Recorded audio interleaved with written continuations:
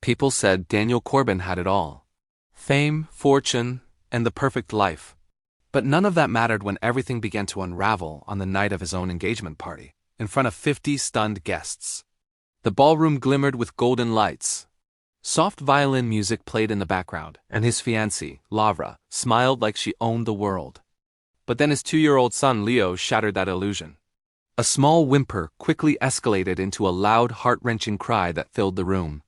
Daniel rushed to his son, desperate to comfort the boy who hadn't spoken in nearly a year. But Leo wasn't looking at him.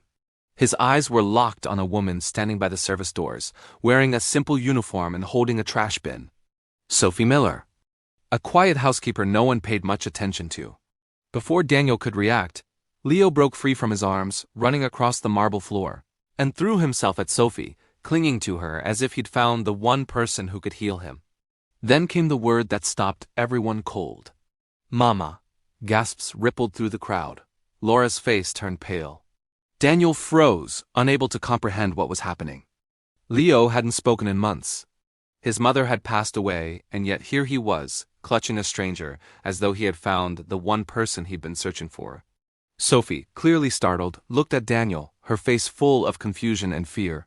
I don't know why he called me that," she whispered, voice shaky. "I've never met your son." But Leo refused to let go.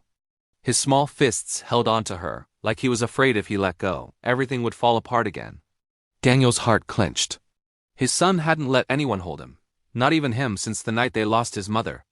Lavra stepped forward, her voice sharp. "This is ridiculous. She's manipulating him. Look at her." "This is a setup." Sophie flinched at the words, but she didn't pull away from Leo. The child still clung to her with desperate, silent need. Daniel raised a hand to stop Lavra. "You're wrong," he said quietly, his gaze fixed on Sophie. Something in her wasn't right, but it wasn't manipulation. Her fear was raw, real.